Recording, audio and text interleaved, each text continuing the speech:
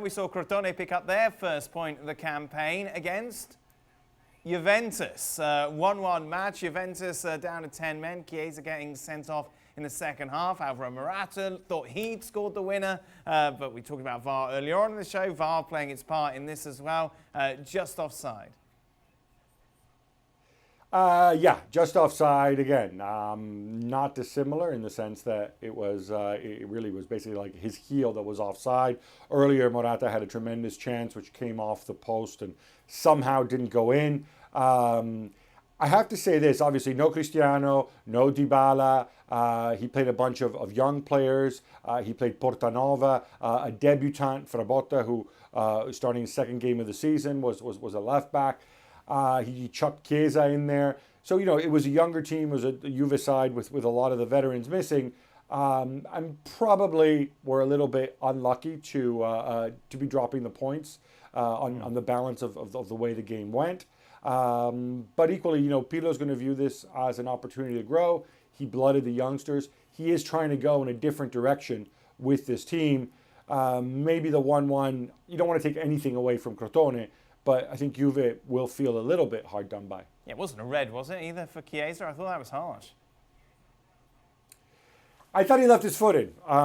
You know what? Those are the ones where, you know, the commentator on the feed, I was watching and then I switched it off because I got annoyed, was saying, well, look, you know, that was it's debatable whether it's even a foul, you know. And I'm like, come on, man. You know, the 1930s are over. Like, I think the reality is Chiesa has so much exuberance, so much so much intensity.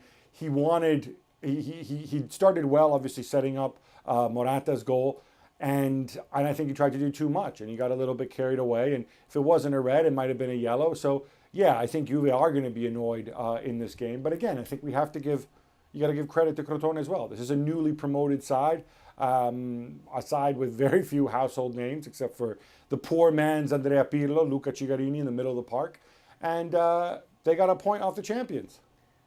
Let's move on, shall we, to Napoli against Atalanta. Let's not forget, Atalanta were 100% coming into this clash. So, of course, they'll be 4-0 down at half-time, Gab.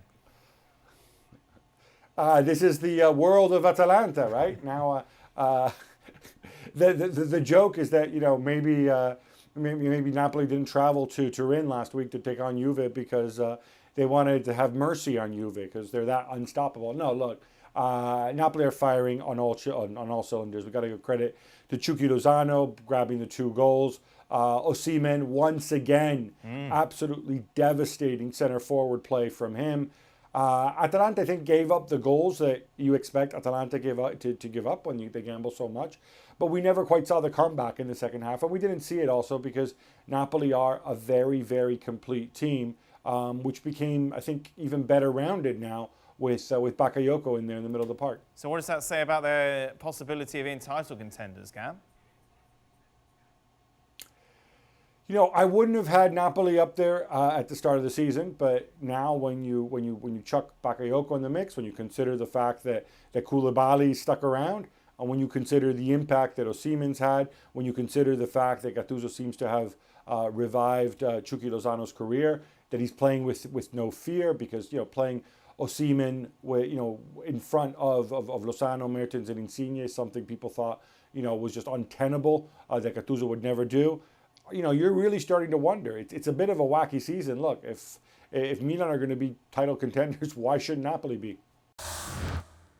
Thanks so much for watching ESPN on YouTube. And for more sports highlights and analysis, be sure to download the ESPN app. And for premium content and live streaming, subscribe to ESPN Plus.